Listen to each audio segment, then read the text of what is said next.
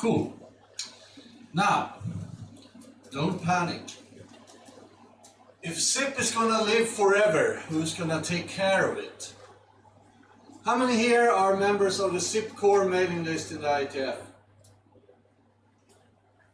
Okay. That's bad.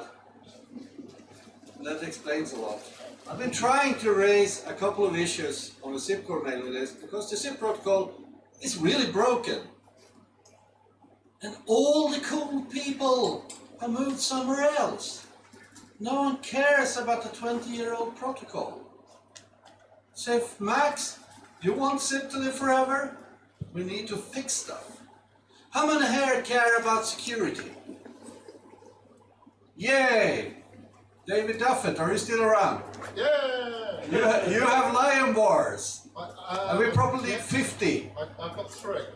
Okay, you got 3. Yeah. Okay. That's good. Let's see. How many here understand the details of TLS? Okay, I need about 2 hours. Can you fix that? Yeah. TLS is critical for bootstrapping security in SIP, right? So we have the SIP layer and we have the RTP layer, and oh, thank you. I didn't expect me to get all the line bars. In RTP, we bootstrap security by taking a certificate we create dynamically, starting a DTLS session, then suddenly changing our minds, taking the symmetric key from DTLS, throwing that over to SRTP and starting an SRTP session. Are you still with me? That's how DTLS SRTP works in WebRTC and supposedly SIP. We steal the symmetric key from the DTLS negotiation over UDP and change protocol. The RFC for that is quite funny to read. But SIP and TLS, how many here use it? Wow. How do you use it? What TCP? What's the contact? When you register over TLS, what's the contact? Semicolon TLS. Fax 6. Use a persistent connection. So you're supporting SIP outbound because you're not allowed to have a persistent connection. If you register over TLS and have a SIP colon URL in the contact, the SIP server, by following the RFC, has to open a new connection towards you. Crash, we're dead. If we have transport TLS, which by the way is a deprecated transport, the SIP server has to open a TLS connection to your device or user agent. Now, do you have a SIP server certificate in every phone? No. So you register, but no one can call you.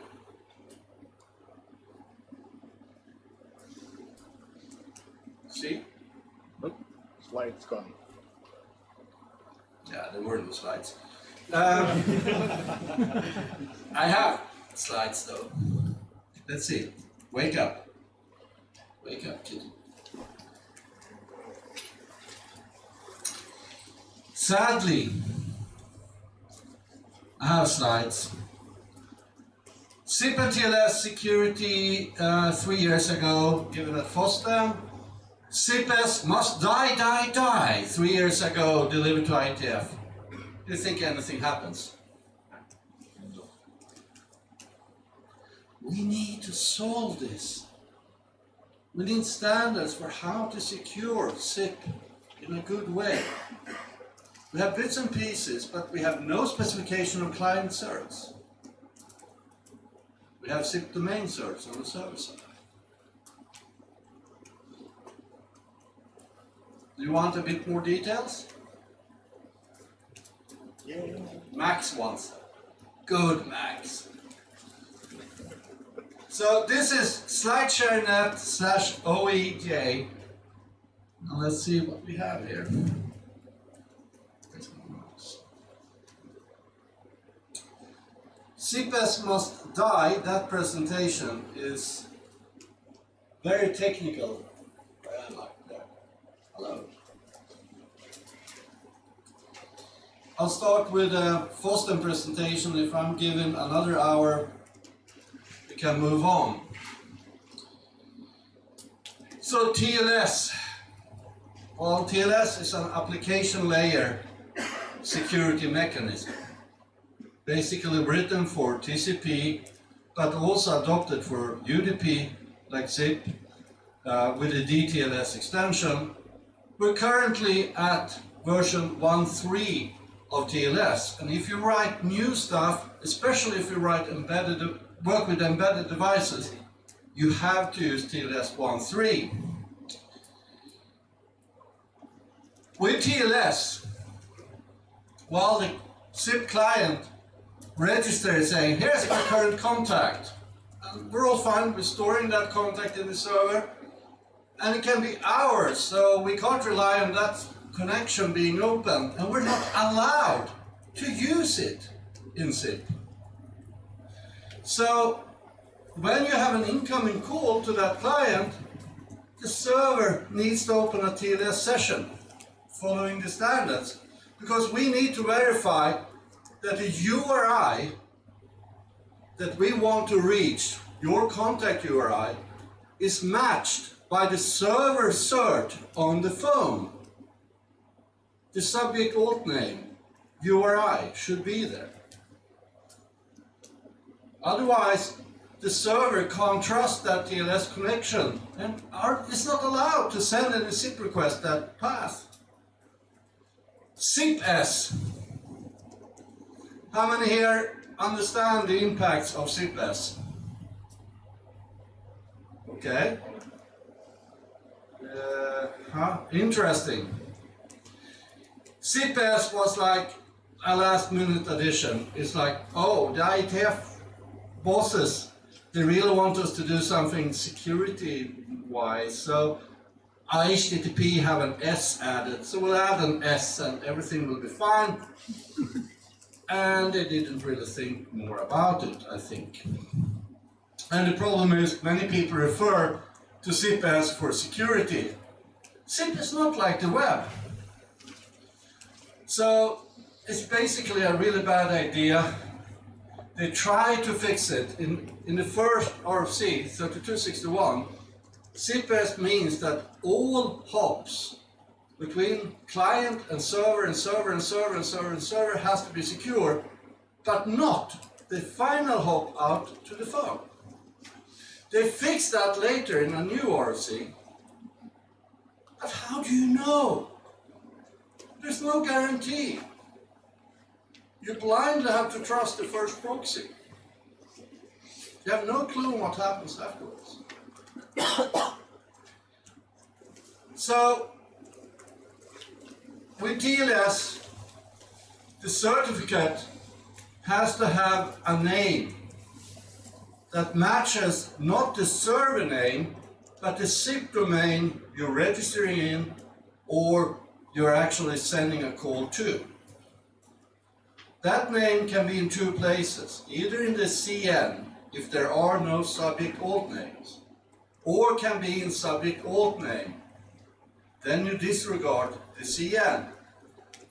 And the rules are quite complex. I tried to simplify them in this very complex picture.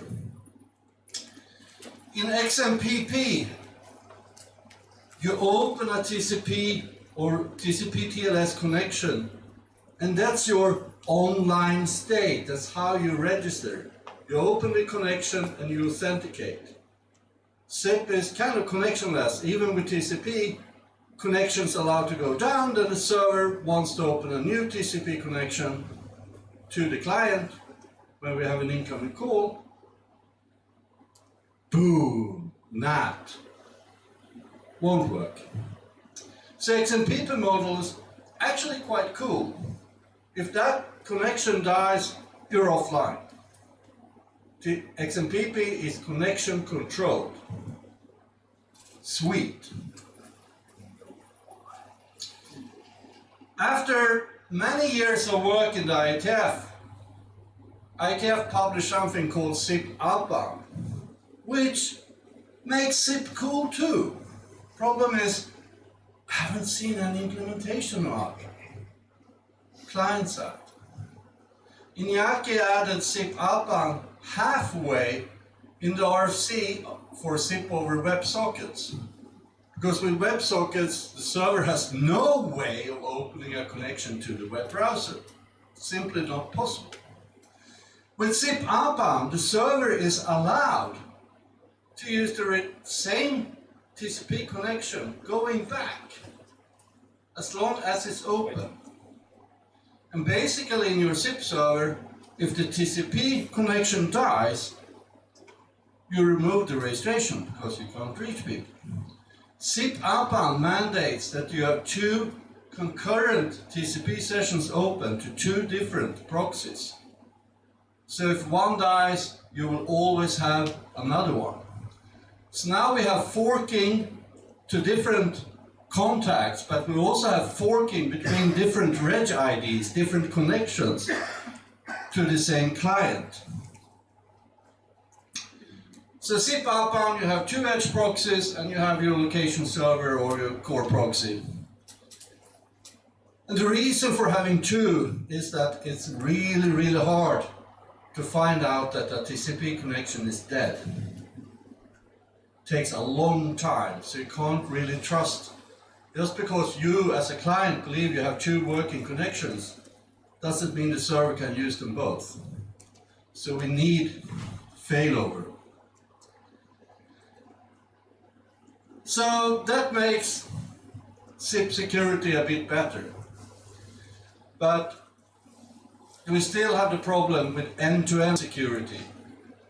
You can guarantee with TLS the first hop, but you have no way of who's reading your messages between that. And with forking, it gets a lot more interesting, because most cases we send a message before we evaluate the security of the session. So we're saying, oops, we sent the message to the wrong guy. So the question here is really, what do we want? If you're a provider of hosted PBX, the first hop security might be good enough. Then you just need SIP Outbound in all your user and devices. If you want a secure session, I want to know who I'm talking with, I want to know who I'm chatting with, I want to know who I'm screen sharing with, and I don't want any middleman disturbing me. Then we have a problem, because we have no end-to-end security in the SIP protocol. I know Adrian have been playing around with OTR and MSRP, which makes life better. But he hasn't got many stars on GitHub, he doesn't have many followers taking that technology. So the question here is, what's a secure session? Can we do that? And do we need to fix stuff? There's some cool work going on based on DNSSEC, where you actually base your CA and your certificates in DNSSEC. And the SMTP guys have added a way to verify email addresses in DNSSEC. And that could be a way to bootstrapping end-to-end security. I don't know. I started writing an IETF draft on SIP and DNSSEC, but as only 3 or 4 of you in the audience are on the SIP core mailing list, no one supported me.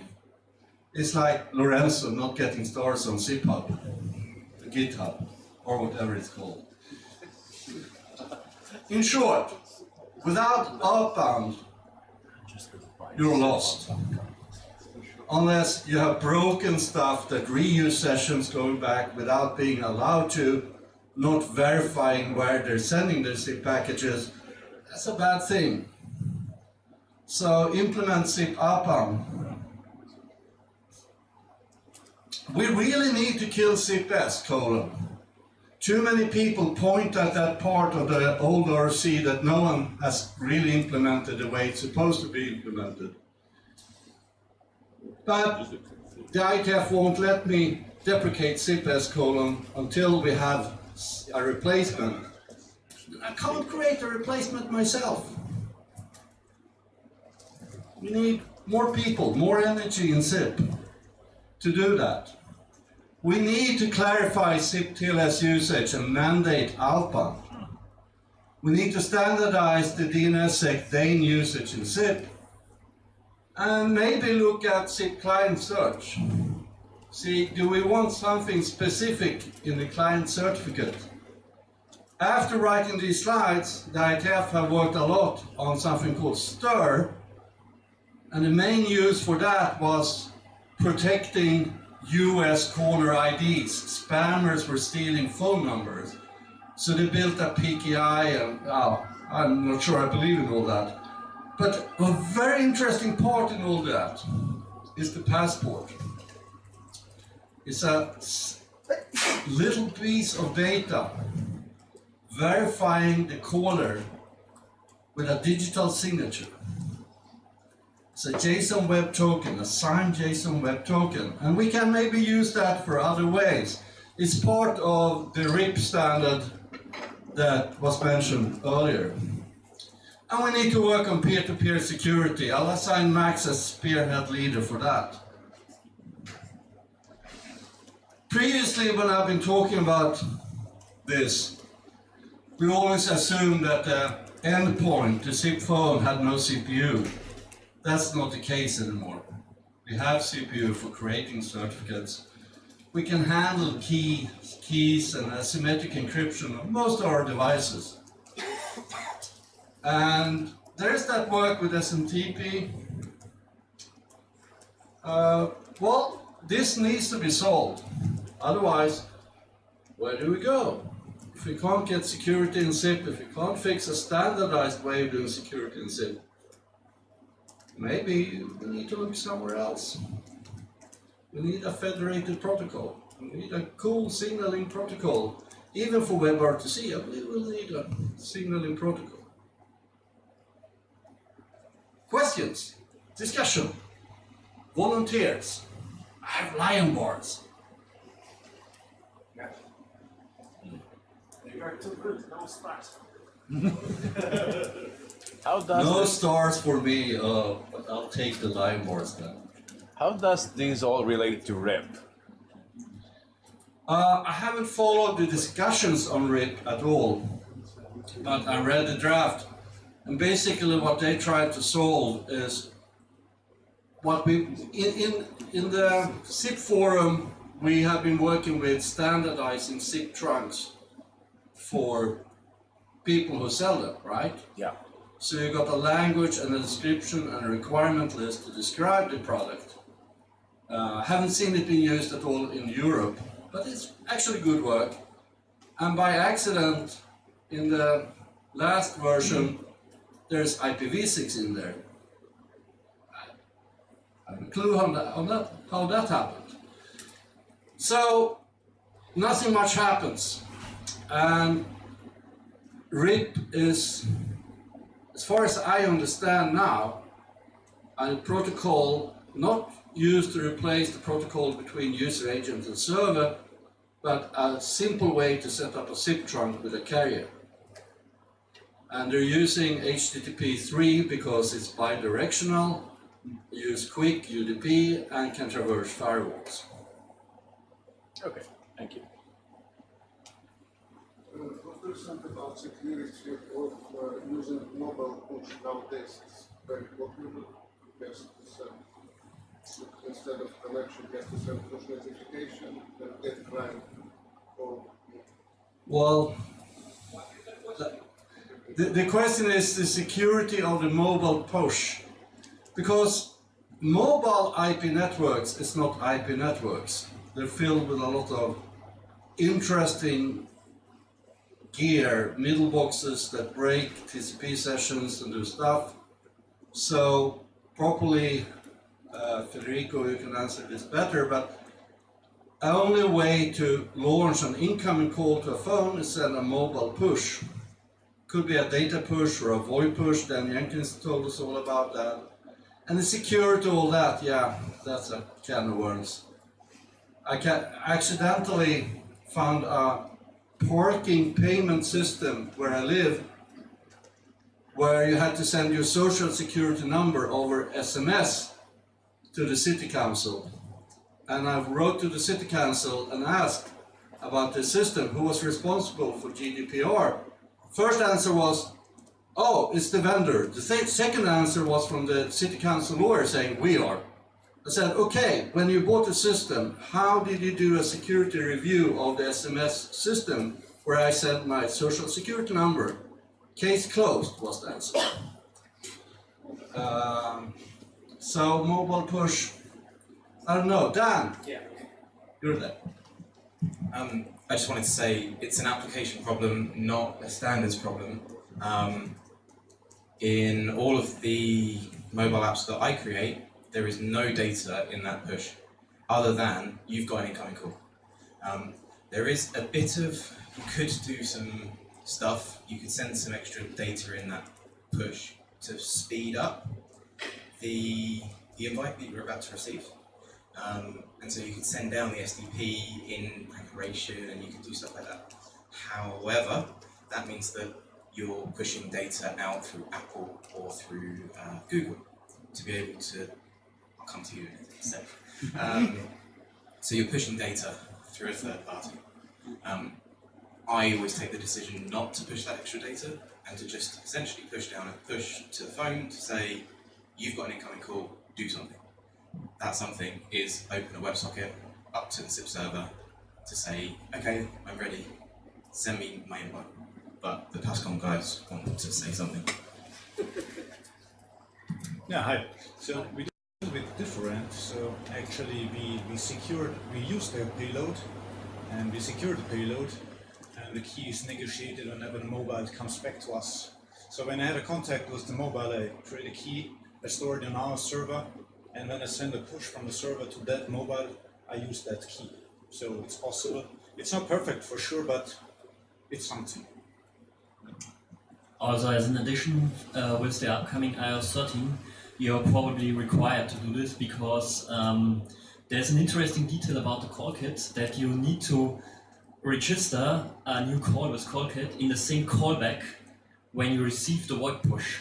So that basically means you don't have time to set up any connection to an outgoing server. So basically you need to send some details like, for example, the caller's name already. Do it with the push so that that call kit can display something useful while your app is setting up the connection in the background. So basically, kind of end-to-end encryption. Okay. Also, we're using this, of course, here with chatting. If I want to send a chat message, I don't want to open another TLS or TCP connection just to get the payload. So it's always included in the push, but it should be included.